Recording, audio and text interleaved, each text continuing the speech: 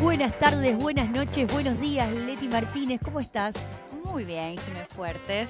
Otra vez aquí en Está Pasando Ambientalismo Popular nos encontramos para hablar de ambiente y de nuestras vidas en el ambiente. Sí, y en un día de lluvia. Sí, particularmente Mucha intenso. lluvia, humedad. Yo no sé si ya es una cuestión de cambio climático, si es que realmente corresponde que estamos en primavera, está bien que llueva, pero estos cambios así tan bruscos que estamos empezando a vivir me da un poquito de miedo. Quizás para adelante podemos empezar a hablar de las olas de calor Sí, como tema. sí, y vamos a empezar a hablar seguramente porque va a ser tema, sin Sí, dudas. yo soy team verano, pero team verano sin cambio climático. Ay, Porque, yo soy invierno, no, sí, pero sí cambio climático. exacto.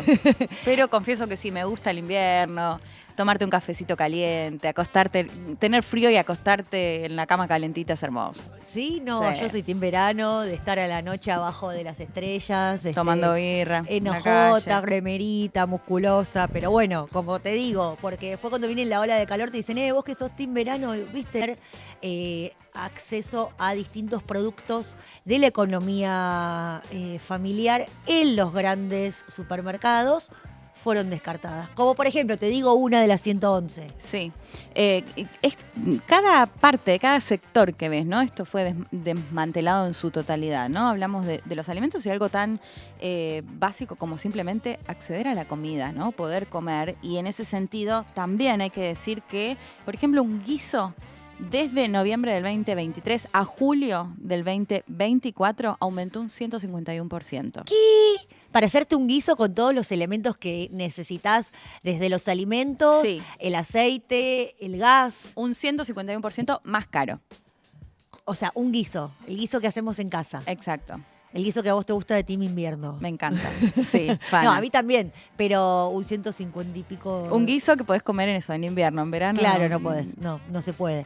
Pero además del desfinanciamiento, también lo que estamos viendo es el desmantelamiento, las dos cosas. Exacto. Y con el propósito de que una vez desfinanciadas, las desmantelás, porque claro, si las desfinancias no funcionan, si no funcionan hay que desmantelarlo. Sí, eso es un poco la narrativa que usan para hacerlo, ¿no? Pero ¿te parece que hablemos con alguien que sabe de este tema? Que estuvieron elaborando un informe. Sí. Estamos hablando de Federico Orchani, ahora nos dirá, Orchani, Fede Orchani, sí, sí. investigador del equipo de Tierra, Vivienda y Justicia Económica del CELS, ya lo estamos viendo en pantalla, que hicieron este informe, como vos lo decías, ¿no? Rascar la olla. Así se llama. Así se llama, y ahora nos va a contar un poco de qué se trata. Hola Federico, gracias por estos minutos. Y bueno, ya desde el vamos preguntarte un poco por este informe que presentaron hoy. Hola, ¿cómo están? Bueno, un gusto estar con ustedes acá. Efectivamente, como ustedes bien señalaban, algunas medidas puntuales y concretas.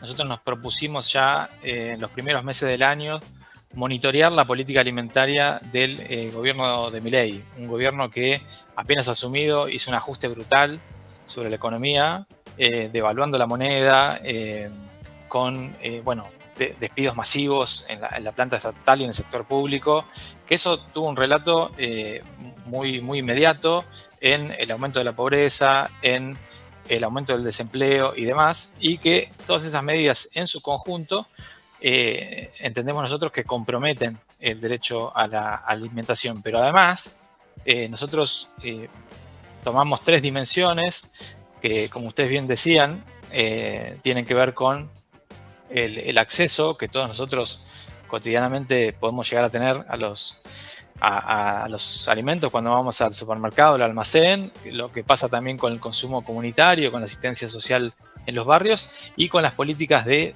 producción, ¿no? Que en general muchas veces es un sector que no se mira tanto, o se mira el agronegocio, los grandes jugadores del campo, pero no tanto los pequeños y medianos productores. Y ahí lo que vemos es un gran desastre que ha hecho este gobierno, por ejemplo, en términos de toda la institucionalidad vinculada a la agricultura familiar campesina indígena, fue rápidamente desmantelada. Se intervino, se desfinanció el Instituto Nacional de la Agricultura Familiar Campesina Indígena, que es un instituto que mucha gente quizá no lo conoce, pero que tiene una extensión territorial en todo el país, en todas las provincias, que asiste técnicamente a los pequeños y medianos productores. Se despidió a toda la planta, ¿no? Por decir algún ejemplo, con eso y otras medidas que también son de fondo, que si bien quizás no tienen un impacto directo ahora, lo van a tener, como la sanción del RIGI, por ejemplo, ¿no? Que es un régimen de incentivo a las grandes inversiones que mete mucha presión sobre los territorios en donde hoy se producen alimentos. La judicializada ley de extranjerización de tierras, pero que también quisieron avanzar con eso. Bueno, son medidas más gruesas. Después hay otras medidas, como ustedes mencionaban, que tienen que ver con el acceso. Todas medidas que regulaban y controlaban los precios fueron totalmente desarticuladas y eliminadas, y que eso tiene un correlato inmediato en los precios.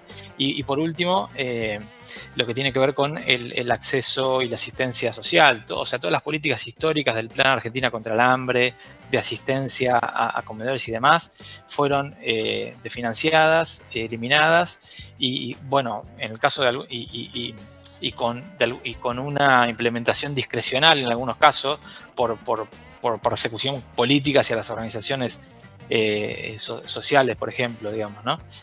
Bueno, son algunas de las dimensiones que fuimos mirando.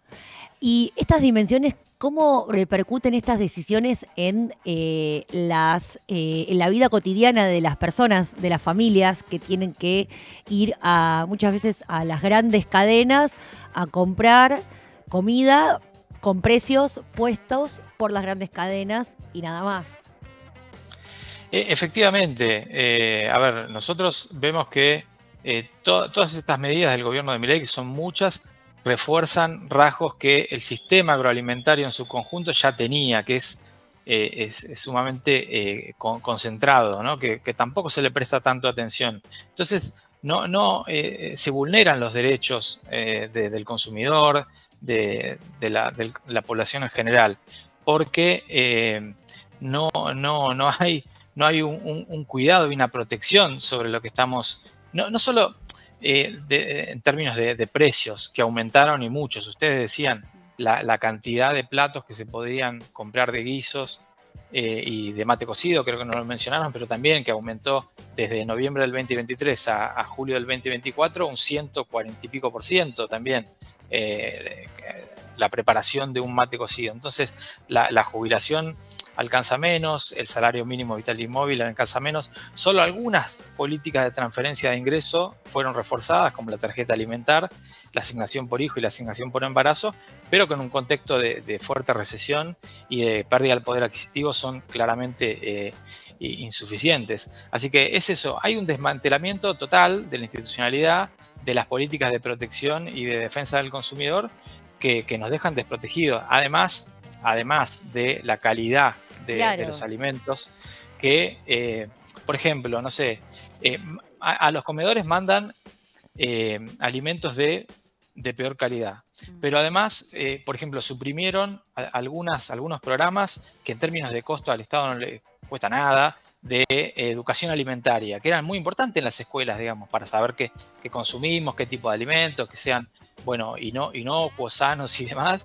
Eso lo eliminaron. Están hablando de que quieren también eliminar una ley como la de etiquetado frontal, No, que es una ley que en términos de costos no implica nada, pero que es información básica de lo que estamos comiendo y que de hecho tuvo efectos, porque como ocurre en otros países de América Latina, muchas empresas tuvieron que acomodarse, digamos, y modificar la receta para que sean más sanas y demás. O sea que es un desastre en toda la línea, ¿no? Y permítame decir que, mientras tanto, las empresas agroalimentarias como las grandes cerealeras y agroexportadores maximizaron su ganancia. Claro, no les fue mal a ellos. Exactamente. De hecho, bueno, hay unos gráficos muy interesantes en el informe. Federico, preguntarte un poco en ese sentido, ¿no? ¿Qué destacaría justamente de lo que contábamos recién de cómo aumentó, por ejemplo, algo tan simple y que se come mucho como un guiso, y la contracara justamente de que las empresas no perdieron, digamos, mientras a la gente le cuesta más comprar el plato de comida, las empresas no pierden? Sí, yo eso, por ejemplo, no sé, con un salario mínimo se compran hoy 118 platos menos de guiso. Con la tarjeta alimentar, antes se podrían preparar en el noviembre del 2023 74 platos, ahora 54 platos. Estamos hablando a julio de 2024, hace Ahí poquitos estamos, meses. perdón, Federico, mira, ahí estamos Ah, compartiendo justamente una de las perfecto. placas del informe, que bueno, ahí Ujú. se ve muy claro cómo aumentó Cada uno cada... de los elementos, de Sí, los ingredientes. sí. Exactamente, y estamos hablando de, en el medio se abrieron las importaciones, esta idea de que el mercado se autorregula, bueno, no, o No, sea, y estamos menos con viendo la que comida. Claro. exactamente porque estamos hablando de, a ver, la contracara de esto que decía, ¿no? Que el complejo exportador de granos 4.900% aumentó su rentabilidad. Las grandes empresas alimenticias, 1.300%. Estos son datos del Instituto de Políticas Públicas y Pensamiento de la CTA, que nosotros elegimos tomar porque es una foto de la desigualdad, Claro. ese es el problema de fondo y lo que nosotros destacamos con estos datos. Se ensancha la brecha entre los que más y menos tienen. Estamos hablando de empresas que obviamente priorizan el margen de rentabilidad porque son empresas que tienen sedes en otros países, que tienen otra espalda y estamos hablando de una gran, enorme transferencia de ingresos de los sectores populares y trabajadores a estas empresas. Ese es el gran drama de fondo, digamos, ¿no? Que se profundiza una desigualdad bueno, que ya es casi estructural y que viene de hace muchos años, pero que este gobierno no hizo más que empeorar. Claro. Y la soberanía o justicia alimentaria es lo que está en riesgo. ¿Nos podrías explicar para el público en general, no para gente especializada en Ujú. ambiente o en comida, qué es la soberanía o la justicia alimentaria? Si es lo mismo o... O la diferencia con seguridad alimentaria también. Exacto, Hay una diferencia, sí. O sea, lo que, en términos de políticas públicas, a lo que los estados le dan más bola es a la seguridad alimentaria, digamos, ¿no? Que es Claro. lo básico, es poder acceder a una alimentación básica para no caer en en la pobreza y en la hambrunas, indigencia. Claro, está claro. más vinculada a a la indigencia, que como todos sabemos por los datos del INDEC, aumentó. Eso es inseguridad Claro. alimentaria es O sea, a que puedas no. comer y ni siquiera se está garantizando eso. Exactamente, estás abajo de la canasta básica alimentaria, digamos, ¿no? Entonces tiene que ver con eso, con un indicador que la FAO, que es una organización mundial vinculada a la alimentación de Naciones Unidas, que le da mucha bola, que tiene políticas ya hace muchos años para esto, que los estados deberían tratar de cumplir y de implementar. La soberanía alimentaria es una propuesta de las organizaciones campesinas y organizaciones rurales ya en la década de 90 que dicen, bueno, sí, efectivamente, tiene que haber una dieta básica, sana, barata y accesible para toda la población, pero también como país tenemos que tener soberanía respecto de qué producimos y cómo lo producimos. O sea, y está directamente vinculado a la matriz productiva de la Argentina y de muchos países de la región que están dominadas básicamente y dirigidas por el agronegocio y por la exportación de commodities. Eso lo sabemos todo, ¿no? La soja, el trigo y demás. Entonces,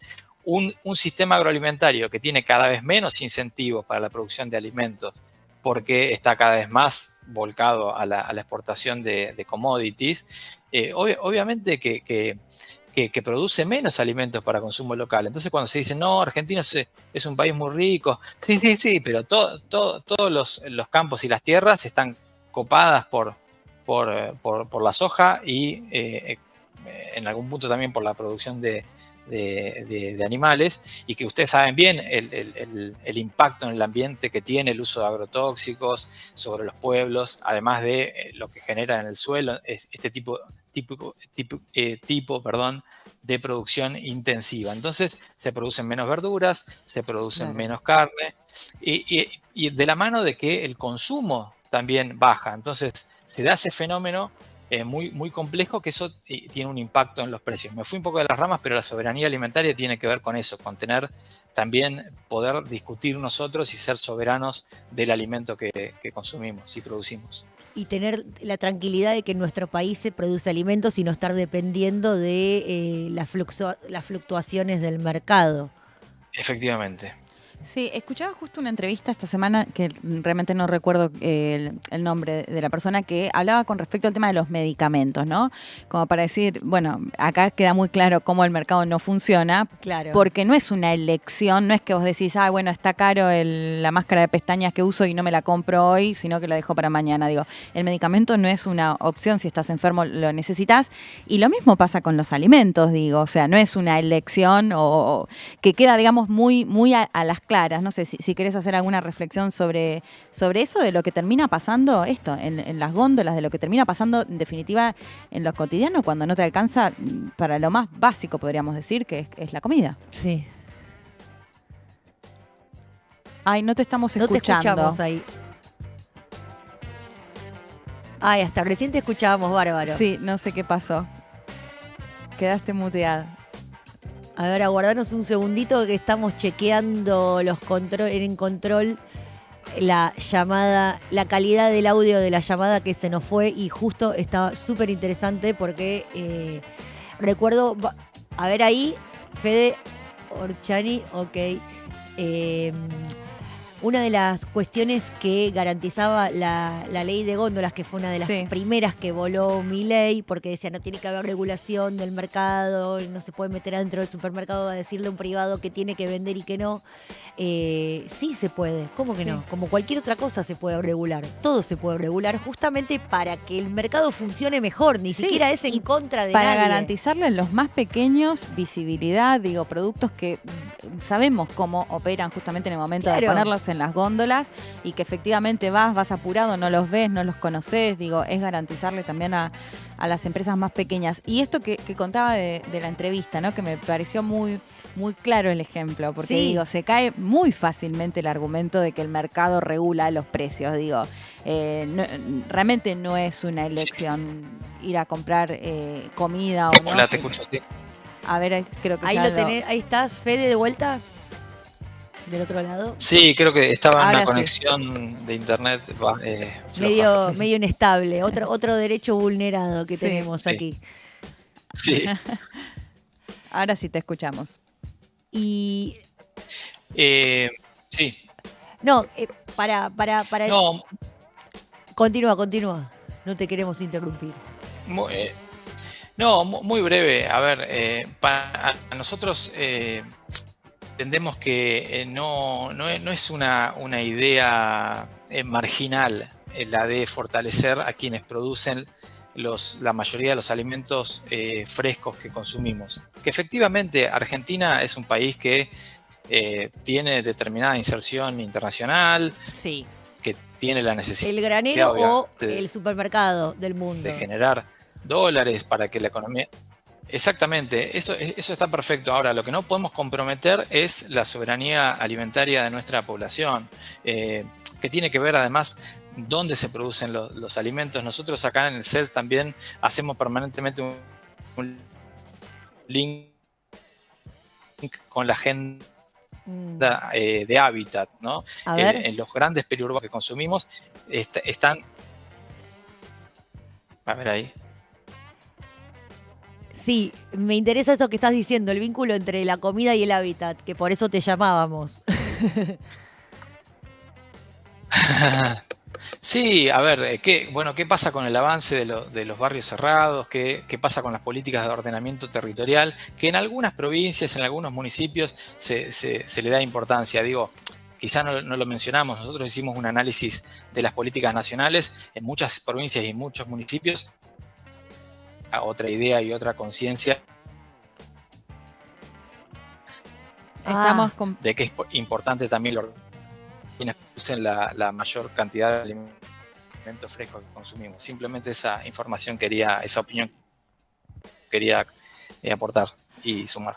Gracias, Fede. Este informe lo pueden buscar, se presentó hoy jueves a las 18 y ya lo pueden buscar en las redes del CELS para que lo tengan a mano y para profundizar y que sirva como insumo, porque la comida es parte del ambiente, porque primero que nada somos personas Sí, que totalmente. comemos y si no comemos nos morimos. Entonces, Jimé, recordamos el nombre del informe, Rascar la olla, ¿qué pasa con nuestro alimento? Y lo hace el CELS, que ahí Sí. hablábamos con Federico, también con la Fundación Rosa Luxemburgo y con el Programa de Estudios Regionales y Territoriales IGEO UBA, que Sí. lo pueden buscar, está muy bueno, tiene estos informes, bueno, ahí estamos compartiendo parte de los gráficos con los que cuenta este informe, donde detalla con muchísima precisión la dificultad para poder acceder a básicamente los alimentos, lo que decíamos de cómo aumentó el guiso, cómo aumentó cada ingrediente. Bueno, él decía también el mate cocido, entre otras cuestiones que van a poder ver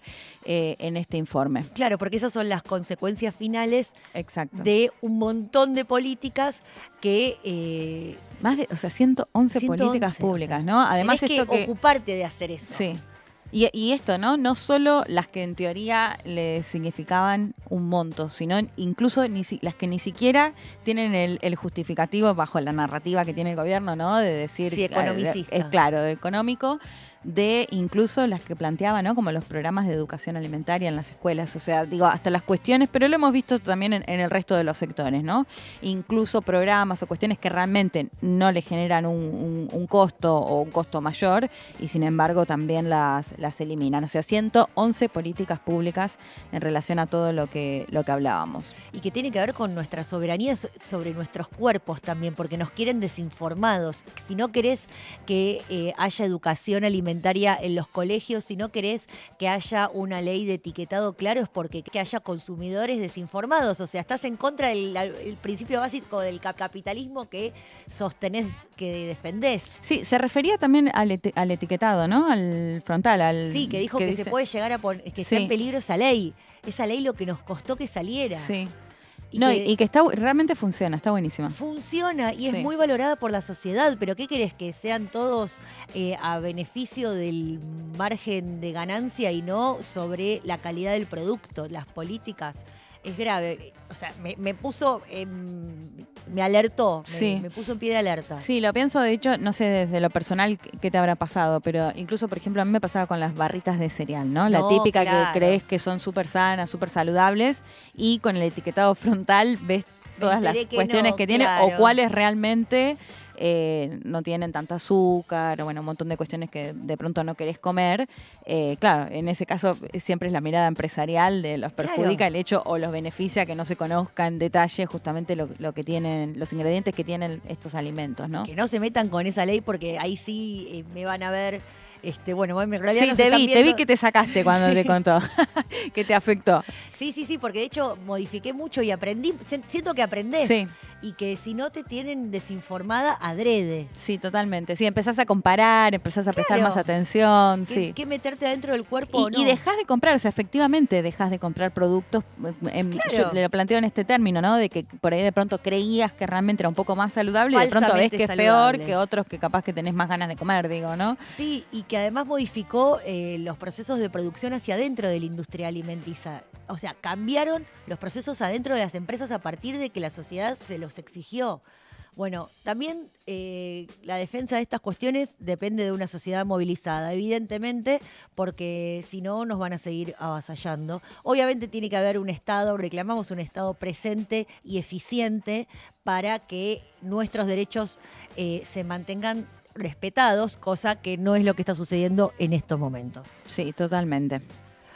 Bueno, vamos a cambiar de tema. No te traigo una buena hoy, Leti. No. Pero bueno, prometemos que para los próximos programas vamos a producir cosas buenas. Lo que pasa es que, bueno, estamos en un Está modo- difícil, Sí, no está es el muy momen- complicado. No es el momento. Está complicado. Sí, es así, está complicado. Tendría que justamente- ver yo más desde lo internacional, a ver si Claro. podemos encontrar alguno. A ver si, sí, de hecho nos has traído alegrías. Algunas, sí. Sí, empezamos con las alegrías de la región de... Sí, pero no sé si te deprime más, ¿no? Porque decís, mirá lo que está pasando afuera y mirá lo que está pasando No, acá. me levanta el ánimo. Me dan más ganas de pelear. Bien. Porque sucedió esta semana que la Corte Suprema decidió, falló, los jueces hablan a través de sus fallos, dejar de supervisar el cumplimiento del Estado con respecto al saneamiento de la cuenca del Riachuelo. ¿Qué es esto? En 2004, mirá de lo que te estoy hablando, 2004, un grupo de vecinos, estamos hablando de Beatriz Mendoza, junto con vecinos de La Boca, presentó una denuncia, ya cansados de vivir bajo el paradigma viejísimo de que las empresas pueden producir y externalizar los desechos de su producción al ambiente, en este caso al río, a la cuenca, Riachuelo Matanza, porque claro, ya está, terminaron de producir, te venden a vos el producto y el resto lo tiran ahí al aire, al río. No es mi responsabilidad. No es mi responsabilidad, claro. Los vecinos cansados de tener problemas de salud graves, que aparte habían sistematizado la información en todos los hospitales de la zona, producidas por estos desechos, decidieron ir a la justicia porque no tenían nadie que les diera respuesta. Claro. Denunciaron al Estado Nacional, al Estado Provincial de la Provincia de Buenos Aires y a la Ciudad de Buenos Aires, a los 3 estados, y a 44 empresas, que son las contaminantes, las que echan, que tiraban sus desechos en la cuenca. Claro, los desechos a la cuenca. Te estoy hablando año 2004, plena ebullición, pleno post-estallido. Comienza a llevarse adelante esa causa y en 2016, a partir de esta denuncia, Néstor Kirchner... Que se conoce como causa Mendoza, que justamente se conoce como por la causa vecina. Mendoza, claro, por Beatriz, que fue la que tomó la iniciativa. Néstor Kirchner toma esta causa, asume la responsabilidad por parte del Estado Nacional, pero también un montón de estados municipales de la provincia de Buenos Aires y la ciudad y la provincia se involucran, intervienen y crean la ACUMAR, que todavía existe a pesar de que está siendo desfinanciada. Es otro de los organismos desfinanciados por Milei, que es un organismo tripartito, o sea, está integrado por el Estado Nacional, la ciudad y la provincia, destinado únicamente a sanear la cuenca Matanza-Riachuelo. Este organismo... O sea, sanear entre otras cuestiones, pero específicamente en lo que tiene que ver con la cuenca. Exactamente, sí, todo lo que tiene que ver con el agua y el aire y el ambiente de toda esa región. Este organismo funcionó muy bien, excepto durante el macrismo, que también fue desfinanciado, y excepto ahora que está directamente sin fondos. Y lo que nos vinimos a enterar esta semana es que la Corte acaba de decir que ya no es necesario que sea la Corte la que supervise el funcionamiento de la ACUMAR y de todos los organismos que trabajan en ese saneamiento, porque a partir de ese fallo lo que sucedió fueron múltiples consecuencias, como por ejemplo la creación del SEAMSE, que es el organismo de gestionar la basura. Otra de las cosas que se hizo también fue hacer un camino de sirga, o sea, hacer un camino a la vera del río para que se pudiera circular y no que sea solamente un lugar de desechos. Otra de las cosas que también se avanzó fue todas unas obras de infraestructura para que haya cloacas en la zona que no había. Claro. Porque no consideraban que sea necesario que tuvieran una mínima salubridad los vecinos. O sea, fueron muchas consecuencias, no una sola. Sí. Y a los vecinos después se le fueron sumando un montón de organizaciones. La FARN, que fueron uno de nuestros primeros entrevistados, bueno, también el CELS, vecinos de la Asociación Vecinos de La Boca, Greenpeace, desde afuera, esta organización internacional, se sumaron a ser parte de la querella y ser parte de la sociedad activa para mantener esta causa vigente. ¿Qué consecuencias trae que ahora la Corte Suprema diga, bueno, listo, ya está, ya hemos terminado de supervisar, que ahora la supervisión y la ejecución, adivina de qué manos cae? ¿De quién? El Estado Nacional. Claro. En manos de Milei. Sí. O sea, por eso creo que hay una decisión política, obviamente. Si es una decisión judicial, es una decisión política. Los 4 votaron en unanimidad, los 4 supremos. y decidieron que la Corte ya no va a supervisar más al Estado, a ver cómo el Estado lleva adelante esas políticas. Digo, el Estado está ahora en manos de Javier Milei, que dijo que el cambio climático no existe, que las empresas tienen derecho a contaminar ríos, o sea, puso ese ejemplo. Sí, no es algo, o sea, te estoy citando textual. Literal, no es una exageración. Exacto, te puedo poner comillas si estuviéramos escribiendo en gráfica. Dijo Milei que las empresas pueden contaminar los ríos. Así que, bueno, van a estar los lobos sueltos y los corderos atados, porque las empresas van a poder hacer lo que quieran, porque ya no va a haber nadie que los controle. Vuelve a caer el control en la sociedad civil, en los vecinos, en la comunidad organizada, pero perdimos una herramienta institucional que es la que se había avanzado a conseguir. No digo que se ha perdido la lucha, porque las luchas continúan. La lucha continúa, sí. Y además hay una conciencia mucho más profunda sobre las consecuencias y las responsabilidades de las empresas. Porque no es que hay contaminación en abstracto, hay contaminación con nombre y apellido. Y son 44 empresas señaladas, las que incluso tuvieron que empezar a también cambiar su proceso de producción para no seguir viviendo en el siglo pasado, en el que no había conciencia de esta situación. Y sí, hubo un momento en el que la industrialización en Argentina era sin tener en cuenta el impacto ambiental. Bueno, eso cambió. La tecnología evolucionó y ahora hay mucha más tecnología para poder llevar adelante la limpieza del riachuelo, que antes era como una quimera. Más complejo, sí. Exacto. Ahora tenemos la tecnología de nuestro lado y no la estamos usando por una decisión política de la Corte Suprema en consonancia con el cambio de época, porque los jueces fallan según cambien los vientos. Así que sí, una mala noticia les trajimos, pero bueno, sí, ¿sabes vamos qué? a seguir peleando. No quiero caer, viste, en la de indignada, ¿no? Todo el tiempo, pero realmente cómo indigna ver esto. Sí. Lo hablábamos antes con las políticas públicas en relación a los alimentos, bueno, con lo ambiental, con el riachuelo, y eso, y la justicia, ¿no? Siempre que la justicia pareciera algo que se deja de lado, y la justicia cumple un rol tan importante en estos contextos, en los que podría justamente, en este caso, jugar a favor del saneamiento del riachuelo y genera todo lo contrario, ¿no? Pero siempre vemos igual la misma... vemos a los mismos detrás de todo esto también, ¿no? Que tiene que ver justamente con el poder y las empresas y los empresarios jugando en ese sentido también. Claro, pues aparte estamos hablando de la Corte Suprema, es la última instancia. Sí. Si la Corte se retira, ¿qué le estás diciendo a todos los demás jueces de primera instancia, segunda instancia, que tienen que fallar sobre cuestiones ambientales? Sí. Es bueno, el Estado se retira, la justicia también. Bueno, nosotros no nos retiramos porque estamos acá. Y pienso mucho en lo que decís de cómo la justicia juega de acuerdo al gobierno, ¿no? Claramente. Claro. Porque eso es un gobierno, porque si fuese otro gobierno con conciencia ambiental, sería otra la postura, claramente. Pero con alguien con quien niega directamente el cambio climático, como lo venimos contando. Sí, pero bueno, los vecinos vamos a resistir, vamos a estar nosotros en contacto con las personas directamente perjudicadas a esta situación, pero no es solo una cuestión de los vecinos que están ahí al lado, todos somos el río de la Plata. Sí. Y de todo nuestro país vienen a conocer el Río de la Plata y es patrimonio nacional nuestro río, pero bueno, lo vamos a seguir defendiendo. Sí, cómo no. Sí. ¿Te parece que nos vamos un poquito por el mundo? Llévame a pasear, Leti. Nos vamos a Cali, Colombia. Sí, hoy trajiste buenas noticias vos. Sí, pero siempre hay un pero. Bueno, porque también, ¿no? La postura de la Argentina, de gobierno nacional.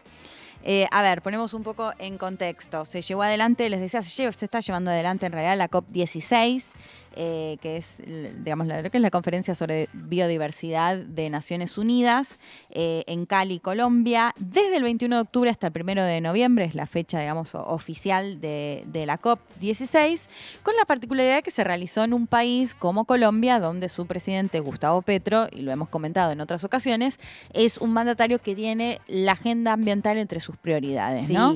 Él lo plantea mucho, en esta es la época de la vida, lo plantea mucho con la cuestión económica de producción, que después igual ya lo vamos a escuchar. A ver, yo decía, bueno, es una buena noticia. Sí, vamos a escuchar discursos y todo que generan mucho entusiasmo, pero también hay que decir que en la COP anterior se había establecido lo que tiene que ver con, se conoce como el 30-30-30, que básicamente es que para el 2030 el 30% de las áreas terrestres del mundo y el 30% de los ecosistemas marinos y de agua dulce tienen que estar protegidos, ¿no? Se esperaba, sobre todo en esta COP, que los países presenten los documentos, o sea, en este tiempo, ¿no? Y se calcula que de los más de 190 países que hay en todo el mundo, solo lo presentaron aproximadamente un 33%. O sea, Entre ellos, bueno, por supuesto la Argentina, ¿no? Que no.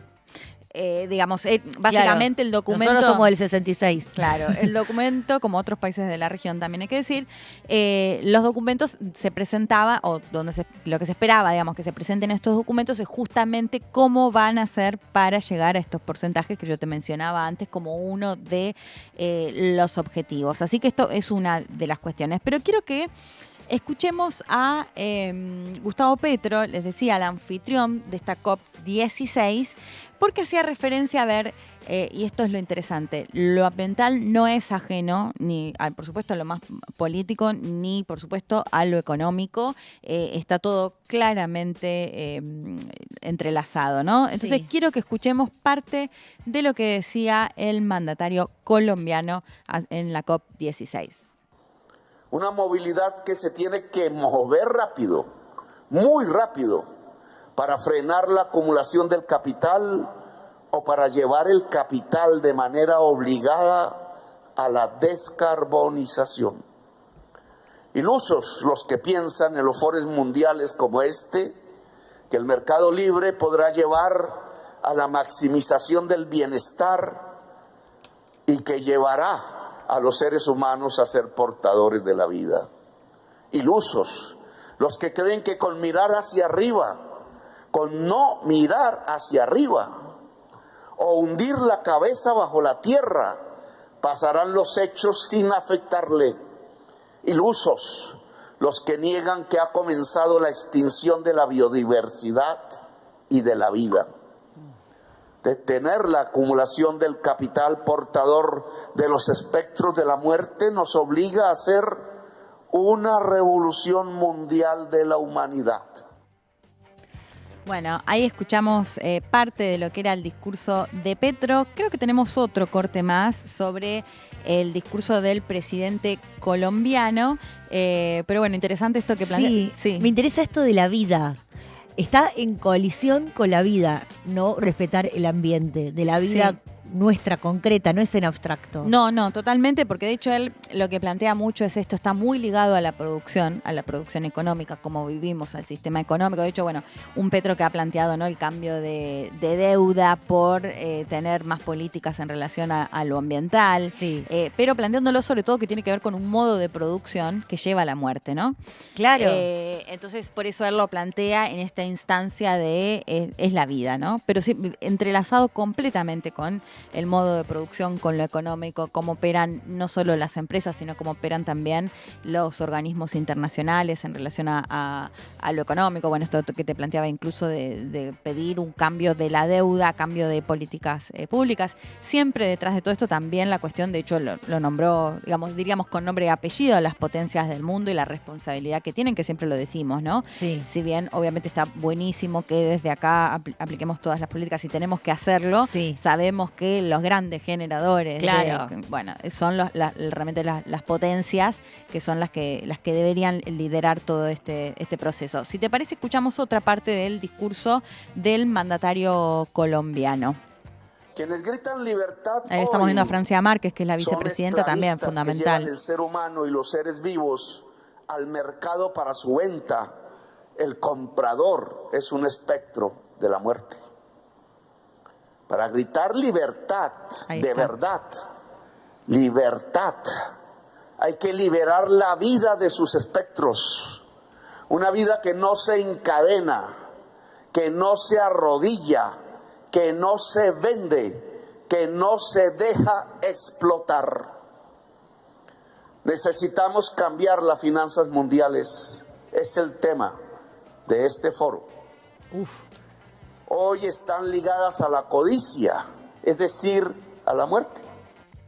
Bueno, un poco lo que contábamos, Fuertísimo. ¿no? Por eso sí, quería que lo escuchemos porque es muy claro hablando de tenemos que cambiar las finanzas y están ligadas a la muerte. Y también la parte de libertad, ¿no? Que de hecho vi en varios medios que lo tomaban directamente como un mensaje para Milei. Total, una disputa del concepto, la libertad es nuestra. Eso, sí, gritar libertad, gritar libertad. Bueno, además en un Petro que lo hemos visto varias veces Sí. entre idas y vueltas. Pelearse con Milei. Con sí. Milei abiertamente, ¿no? Hacer Mandarse referencia. Un Petro que también hizo referencia a Gaza, como lo viene haciendo, todo lo que está pasando en Gaza, más de 42.000 muertos. Bueno, un discurso que tuvo otros, digamos, contenidos también, pero con el foco puesto en esto que te mencionaba. Y en este contexto quiero que escuchemos, porque también tuvimos representación de aquí, de la Argentina? provincia de Buenos Aires, a la ministra Daniela Vilar, ministra de Ambiente, que ella en otra parte decía algo que me pareció justamente clave y muy en la línea de lo que planteaba Petro.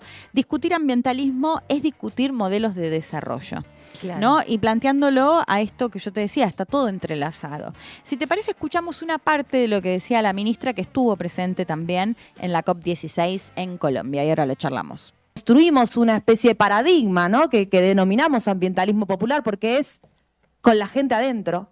Entendemos que el problema ambiental más complejo es la pobreza. Y ahí entran los pueblos fumigados, los pueblos desplazados, las familias que no tienen acceso al hábitat digno, el acceso a la comida, la inseguridad alimentaria es un problema ambiental gravísimo. Necesitamos construir un posicionamiento latinoamericano frente al poder hegemónico del mundo, que por supuesto todo el tiempo está viendo cómo oprimir a los pueblos desde el recorrido de los inicios de nuestra historia.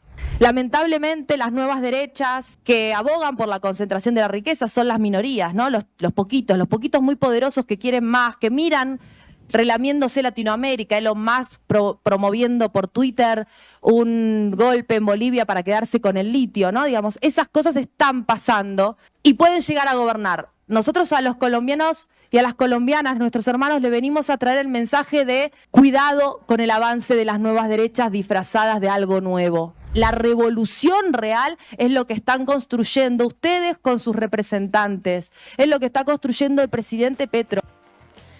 Qué fuerte. Sí, y muchas cosas interesantes de lo que decía la ministra, ¿no? Qué contundente. Esto, inseguridad alimentaria también es ambiental, ¿no? Planteándolo y justo también casi sin querer o de casualidad, conectándolo con la primera entrevista que tuvimos y el informe del CELS sobre justamente el hecho de que De la Amazonía. la deforestación en la Amazonía, sí. Es muy fuerte esto de entender cómo nosotros, países de renta media o de desarrollo tardío, nos toca y asumimos nuestro rol de cuidado ambiental, pero esta es nuestra forma de cuidado ambiental, reclamando comida para nosotros, de comida de calidad, comida sana, sin agrotóxicos, con otra forma de producir alimentos para el pueblo. Esa es nuestra forma de hacer ambientalismo. Totalmente. Ahí, bueno, la ministra hablaba, yo decía lo de la región y pensaba, la veíamos en un momento a Francia Márquez. Sí, qué linda verla ahí. Porque pensaba en esto que ella decía, bueno, cuidado que la ultraderecha dice esto, se disfraza de nuevas, ¿no? Y como diciendo, les puede pasar, ¿no? Que, sí, bueno, tengan cuidado, sí, hermanos. La veíamos ahí a Francia Márquez, que decía, es la vicepresidenta, y justamente ella tiene todo un historial en relación a lo ambiental. Y hay que decir que Colombia, también Petro habla mucho de este tema de la vida y de la paz y demás, porque es un país que llega a tener decenas de asesinatos, de homicidios a dirigentes campesinos, a dirigentes ambientalistas, digamos, es un hecho que pasa en Colombia, así que bueno, en ese contexto por supuesto también se daba esta COP16, que si bien deja este sabor amargo en lo que te decía, de que falta todavía que se presenten documentos y demás, bueno, escuchar este tipo de discursos entusiasmo un poco, ¿no? Sí, porque necesitamos ver que hay gobiernos o instituciones que quedan en pie y que lo llevan como bandera. Y no solamente queda en la campaña electoral, porque hay como mucho aprovechamiento del ambientalismo como marketing, pero sin profundizar y sin llevar a cabo los verdaderos objetivos que pueden estar en discusión, o sea, pero bienvenidos estas instancias para discutirlas Sí. y no para negarlas. Sí, totalmente. Y pensaba en esto que también planteaba la ministra de las ultraderechas. Solo adelantar un poquito que la semana que viene vamos a Sí, estar Leti, hablando ¿qué onda? de la elección en Estados Unidos y que también es interesante porque los candidatos actuales, que por un lado del Partido Demócrata Kamala Harris y por otro lado Donald Trump del Partido Republicano, es un Donald Trump que no solo niega el cambio climático, sino que como presidente se ha retirado de cuanta instancia ha podido internacional de cumplir justamente con los objetivos ambientales. Así que bueno, seguramente vamos a estar conversando algo de esta, digamos, de estos planteos que tienen cada uno porque son realmente opuestos. Sí, y estamos sí, muy hablando marcado, muy marcado. muy marcados y no estamos hablando de un país más, estamos hablando de un país como Estados Unidos que es lo que decíamos, junto con China, junto con Europa, son los países que se tienen que hacer cargo de cumplir con los objetivos justamente de la agenda ambiental, porque son los que realmente pueden llegar a modificar algo o que tienen un peso muy superior, digamos, al resto de los países en lo que tiene que ver con los gases de efecto invernadero y entre otros objetivos que tienen que cumplir. Por eso se vuelve, digamos, muy relevante, estas posturas y quién puede llegar a ganar también en ese sentido, así que vamos a estar conversando algo de ¿Te eso. vamos a tener desde ahí? Desde allá. Sí, se los voy a estar contando desde Estados Unidos. Vivo, desde el lugar de los hechos. Qué Sí. fuerte, porque ambientalismo y feminismo es el parteaguas entre esos dos candidatos. Totalmente. Y ahora que decís feminismo me hiciste acordar, porque una parte del discurso de Petro, que también fue muy linda, él dice, son las mujeres y las mujeres a las que tenemos que seguir, ¿no? Dejar los guerreros del pasado o algo así lo plantea, tenemos que seguir lo que ellas nos digan, ¿no? Como planteando también, por supuesto, también la agenda feminista. Y bueno, tiempo de mujeres. Y sí, ya era hora. Ya era hora, así es. Bueno, amigos, amigas, ahora sí les prometo que llegó la parte linda. No les miento. Tenemos para ofrecerles un montón de actividades que las estuve chusmeando de esta semana para todos aquellos y aquellas. Estamos medio ambacentristas por ahora porque estamos juntando actividades que se dan sobre todo en nuestro conurbano querido y esto es una de las cosas que nos viene prometiendo nuestra productora desde que comenzó el programa porque me encantó cuando me lo dijo. Plantada de árboles. Este fin de semana hay plantada de árboles. ¿Dónde? En Quilmes, en el Club Náutico. Es una actividad de reforestación, pero que no solo se hace de manera, ¿cómo decirlo?, aburrida, sino que va acompañado de música, se planta y se canta, así Me se encanta. llama esta actividad. Lo empezó a hacer el percusionista y productor discográfico Hernán Camel Sforzini, a partir desde 2015 lo viene haciendo y este sábado atenti en Quilmes, a partir de las 5 de la tarde en el Club Náutico, van a hacer la próxima plantada. Planta y Canta es un movimiento ambiental y cultural que reforesta al mismo tiempo que reúne vecinos reconocidos en el mundo de la música. Entonces, si vos tenés un músico famoso en tu barrio, en Quilmes, se suma aquí a esta actividad que además van, no solo consiste en ir a plantar árboles, sino que también van a dar charlas a las escuelas y organizan las plantadas en todas las barriadas del sur del conurbano.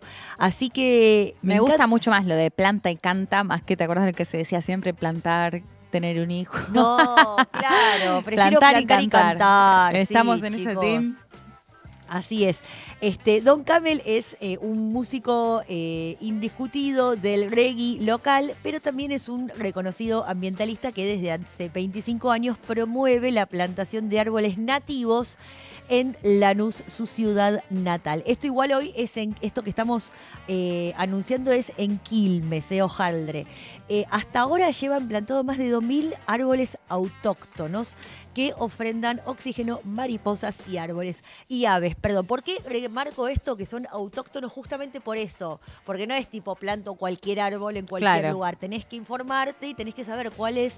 Y si plantás los que son de esa zona, los autóctonos, la diferencia está en que vienen las aves y vienen las mariposas. Ay, Si qué plantás lindo. cualquier otro árbol, Claro, no pasa. Exacto, por eso yo soy full fan de las plantas nativas. En toda mi terraza tengo plantas nativas y posta es cualitativa la diferencia, se te llena de pajaritos y mariposas.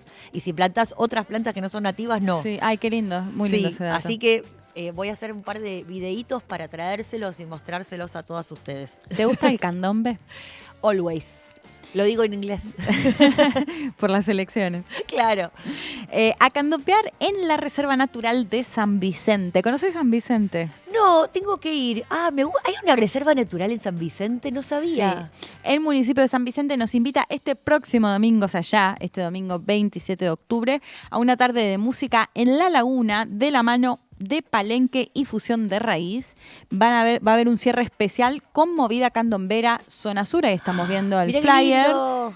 Acompaña la feria permanente de la Estación Cultural. Y además, este domingo a las 16, en la misma reserva, se organiza la segunda edición del taller de escultura en adobe, modelando en directo con tierra, pasto y otros materiales naturales del entorno bonaerense. Una experiencia artística para crear con lo más sencillo y abundante de nuestro paisaje y comprender sus virtudes plásticas y constructivas. Traer ropa que se pueda embarrar. Claro. Bien, claro, buena aclaración. Evitar por ahí algo muy claro, ¿no? Viste que después cuesta que salga. Hay cupos limitados. Artistas facilitadores, Santiago Golapine, y la inscripción es a través del WhatsApp 1123318624. La Reserva Natural Laguna de San Vicente está ubicada en el puesto 1, Los Tahuató, Juncal y Quiroga, como decíamos, en San Vicente. Qué lindo, Leti, me encanta. Estamos a full ofreciendo actividades para este fin de semana para nuestros amigos del otro lado. Sí, además San Vicente está bastante cerca. Sí, y además tenés para sábado y ya para domingo. Te hacemos el fin de nosotras. Sí. Te llenamos la agenda. Y para nuestros amigos del otro lado que son medio nerds y fanáticos del ambiente y les gusta leer, les traemos el libro de Economía Circular de Frank Agieri, Remy Beulke y Helen Micheaux. No lo voy a decir en francés porque lo voy a decir mal, así que lo voy a decir en castellano, Micheaux. Estamos hablando de la colección Biblioteca de la Tierra de La Marca Editora, que presenta esta nueva obra que se llama Economía Circular. Este es un análisis exhaustivo de uno de los modelos económicos más debatidos de ahora de nuestro tiempo y que promete transformar la relación entre el crecimiento económico y el impacto ambiental. Justamente este libro lo que hace es profundizar las estrategias y herramientas de la economía circular para desvincular el progreso económico del agotamiento de los recursos naturales y la generación de residuos. Muy a favor, exacto. Sí. Recursos naturales y generación de residuos no van de la mano y el progreso económico es algo que lo tiene que tener en cuenta sí o sí. Plantea esto... Se plantea como una alternativa a la economía lineal, porque se llama economía circular, difiere justamente de la economía lineal, que está basada en la economía lineal en la extracción de los recursos no renovables, ya que la economía circular sí propone reducir el uso de materiales y la energía en origen y generar el ciclo de los productos para evitar los residuos, que es esto que tanto estamos discutiendo y que tanto estamos reclamándole a los estados. Para reclamarle al Estado hay que aprender, hay que estar informados, así que este libro de Economía Circular de Biblioteca de la Tierra está ya a disposición de todos y todas en las librerías. Y que tantas veces hemos hablado, ¿no?, de las prácticas de la economía circular popular. Sí, popular y la economía circular, popular también porque son los trabajadores y trabajadoras de la economía popular los que se terminan cargando semejante tarea, que yo el otro día se lo decía en una nota a una cartonera. Le digo, ustedes no solo deberían cobrar más que nosotros, sino que deberían ser millonarios por el valor social que aporta al ambiente el trabajo artesanal que hacen los trabajadores de la economía circular. Pero bueno, para que haya trabajadores de la economía circular tiene que haber empresas que produzcan en función de la circularidad y no de esto que decíamos hoy de la linealidad de yo produzco y total después tiro todo al Sí, ambiente. Totalmente. Y hablando de circular, tenemos que circular nosotras, No, Jimé, ya. porque se terminó. ¿Cómo puede Está ser? pasando ambientalismo popular, que nos encontramos el jueves que viene nuevamente. Sí. Y escríbanos en nuestras redes de Eva TV, que estamos en Twitter, Facebook, Instagram. Sí. Y obviamente afíliate a Eva TV en la comunidad organizada. A las 23 de acá yo voy a estar saliendo unas horas antes desde allá. Claro, a las 9:23 nuestra, vos vas a estar En donde voy a estar como 4 horas de diferencia tengo. 4 horas antes. Antes, más sí. temprano, está bien, no te hacemos levantar. No, más tarde. temprano. Menos mal. Bueno, Leti, muchas gracias por compartir otro hermoso programa de Está Pasando. No, lo mismo digo, Jimé Fuerte, es un placer. Bueno, y la próxima nos vemos a la distancia, pero con el corazón en el mismo